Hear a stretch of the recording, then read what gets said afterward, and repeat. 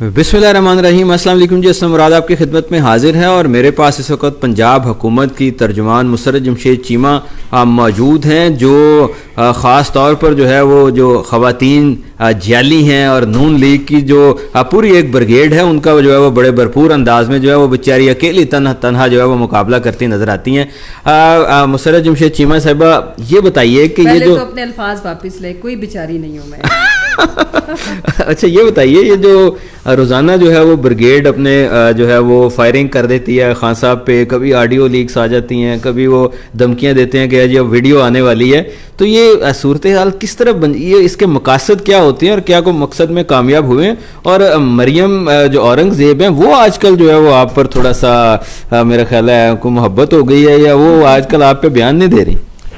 देखिए, सबसे पहले तो ये कि आप अगर बादशाही दौर में जाओ, आप देखो, चलो ज़्यादा दूर नहीं, मुग़ल एम्पायर को देखो, तो उन्होंने बाकायदा अपनी खुशामद के लिए भाग लगे रहन, ये वो कहने के लिए ना, मतलब उस ज़माने में उनको पहले मरासी कहा जाता था, और फिर उनको जब थोड़ा बहुत उन्होंने अच्छे कपड़े पहना के तो अपने दरबार में खड़ा करते थे, तो दरबारी या कनीज़ें।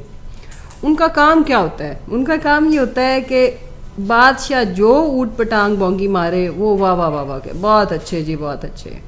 और बादशाह सलामत किसी को टेढ़ी आंख से देखे तो वो पड़ जाते हैं सारे कि भाई हाउ डेयर यू।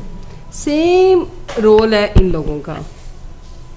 अब मरियम औरंगज़ेब का आप देख लो कि जो किरदार है, उसने किस दिन लॉजिक वाली या कंस्ट्रक्टिव बात की है। बिल्कुल सियासत में हम जो मुखालिफ जमातें होती हैं, आपने उनकी जो रॉन्ग डूइंग्स होती हैं उनको हाईलाइट करना होता है। इंफॉर्मेशन, फेडरल इंफॉर्मेशन मिनिस्टर का बहुत बड़ा काम है, उसने डिपार्टमेंट को भी देखना है, उसने रिफॉर्म्स लेके आनी है। आप फवाद चौधरी साहब का ज़माना याद करो, चाहे सारे मीडिया उनके पीछे पड़े रहते थे, कोई लेजिस्लेशन पे काम हो रहा था, नए कवानीन, कोई मीडिया पॉलिसी, ये चीज़ें ज़ेरे बहस रहती थी।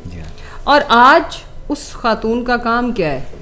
वो सिर्फ उस जमात की एक, जैसे वो उनकी इंफॉर्मेशन सेक्रेटरी से ज़्यादा का रोल है, तो आप मुझे बताएं।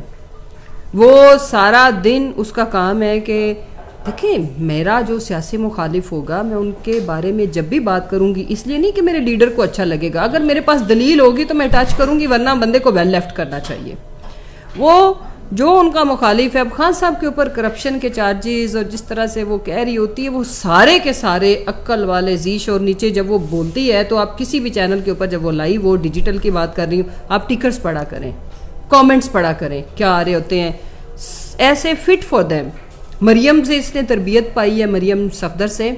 मरियम भी यही बात करती है, वो जो दूसरे मुखालफिन को कह रही होती है, एक्चुअली वो fit for his her own family, और उसके ऊपर अपने आप ऊपर फिट बैठ रही होती है। तो मैं ये अपनी जितनी भी स्पेशली ख़वातीन को मेरी ये वैसे रिक्वेस्ट है हम सख्त मौक़िफ़ रखें, हम सख्त बात भी करें, उसके पीछे रीज़न लॉजिक ज़रूर देखें।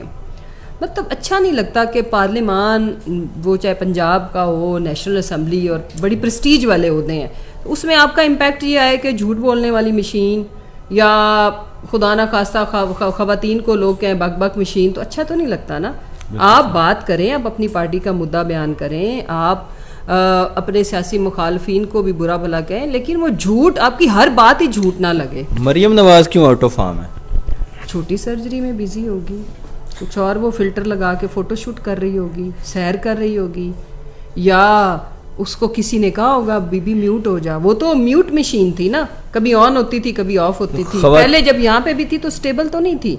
मतलब हम लोग हैं, हमारा अच्छा बुरा एक मौक़िफ़ है, एक राय है, उसके पीछे नज़रिया है। वो क्या थी कि एक दिन में इदारों की ऐसी की तैसी करती थी, फिर अचानक से कहीं से उसको पता नहीं कॉल आती थी या ज्ञान आता था, म्यूट हो जाती थी, फिर अचानक से वो हाइबरनेशन फॉर्म से निकलती थी, तो ऐसे लगता था कि हुन दुनिया दे किसी नहीं छड़ेगी, बस खत्म, तबाही बर्बादी। अच्छा, एक खातून की पिछले दिनों शादी हुई है, वो बड़ी तस्वीरें लगा रही हैं। एक तो उनकी शादी पे कमेंट्स करें, और दूसरा बताइए कि वो तस्वीरें क्यों लगा रही हैं, किसको जेलस कर रही हैं? अब अगर कोई उससे जेलस होता है तो फिर अल्लाह ही हाफिज है।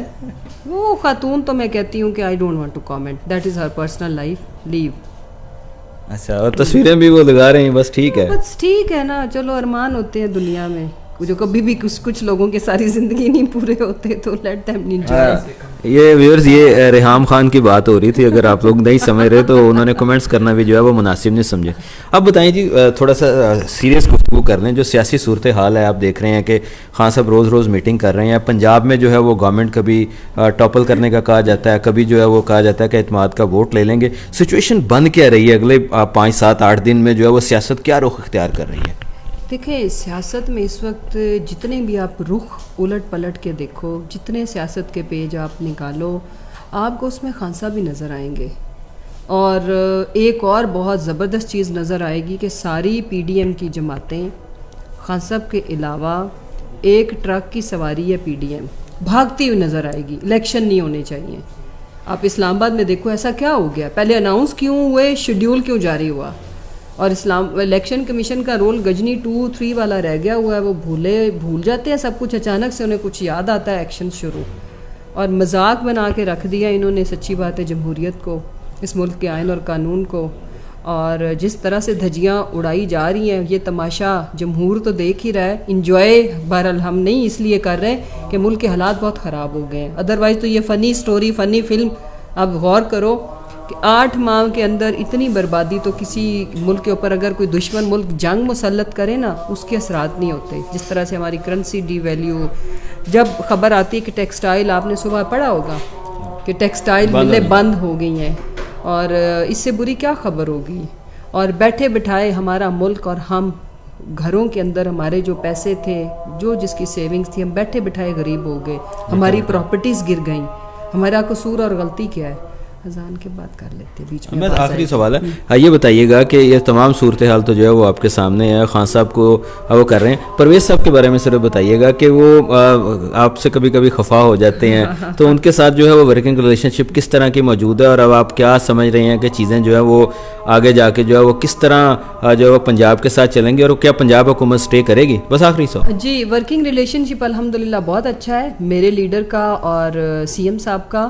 اور انہوں نے جو بھی ڈانٹ ڈبٹ پلائی, میں نے اپنی فیملی کے جیسے بزرگ بھی تو ہمیں کیا ہی لیتے ہیں, میں نے بالکل اس طرح لیا. اس میں شروع میں انسان کو سن کے ظاہر اچھا نہیں لگتا, بہرحال میں نے اس کو ایسے لیا کہ میرے کسی بھی طرح کے ہارش گفتگو سے, موقف سے, جو ہمارا اتنا بڑا کاز ہے, ہماری پارٹی کی ان کے ساتھ کولیشن ہے, وہ ہرٹ نہیں ہونی چاہیے. اور ہم سب کو یہ چاہیے کہ ذمہ داری کا مظاہرہ کریں. اور مونس بھائی سے میری بہت اچھے, الحمدللہ وہ میری بہت عزت کرتے ہیں, بہنوں کی طرح. I am very thankful to ہم. اور جہاں تک بزرگوں کی بات ہے تو میں نے تو ان کے لیے نہ پہلے کبھی کوئی خدا نہ خواستہ ایسے الفاظ نہیں کہے کہ مجھے شرمندہ ہونا پڑے یا مجھے افسوس کرنا پڑے, نہ میرا آگے ارادہ ہے. باقی جس چیز کا انہوں نے ذکر کیا تھا وہ آپ کو پتہ ہے کہ وہ میرا بھی موقف وہی ہے, میری پارٹی کا بھی ہے, میرے چیئرمین کا بھی ہے, اور اس کے پیچھے ایک بہت دردناک تاریخ ہے.